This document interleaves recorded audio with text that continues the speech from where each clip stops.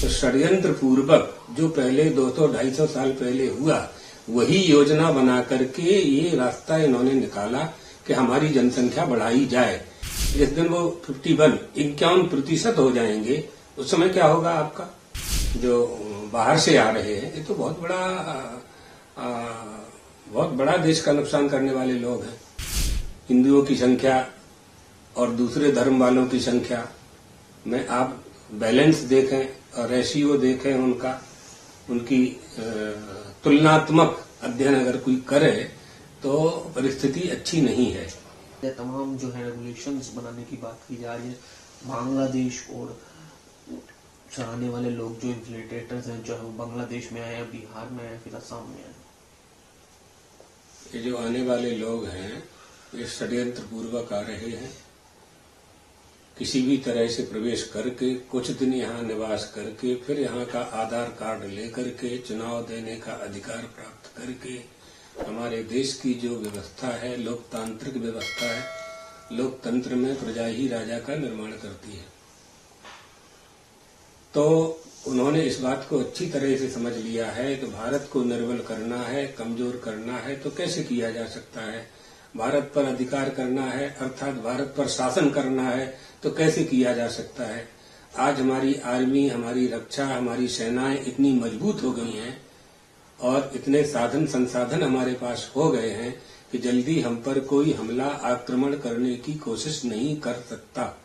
तो षड्यंत्र पूर्वक जो पहले 200-250 साल पहले हुआ, वही योजना बना करके ये रास्ता इन्होंने निकाला कि हमारी जनसंख्या बढ़ाई जाए।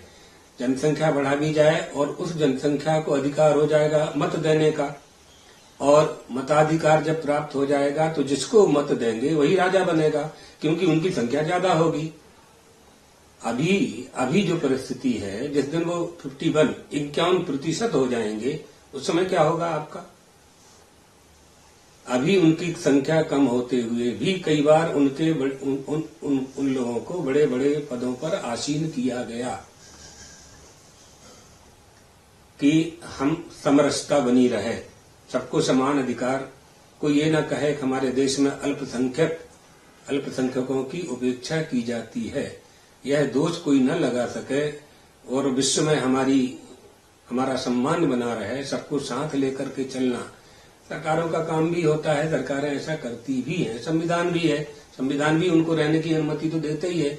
लेकिन आपने जो कहा घुसपैठियों की, जो बाहर से आ रहे हैं, ये तो बहुत बड़ा देश का नुकसान करने वाले लोग हैं, जो बाहर से आकर के हमारे यहाँ प्रवेश कर रहे हैं और झारखंड में और जगह जगह गरीब लोगों के साथ शादी विवाह करके दूसरे व्यवहार करके और उन्हें अपने धर्म में परिवर्तित करके अपनी संख्या में वृद्धि कर रहे हैं।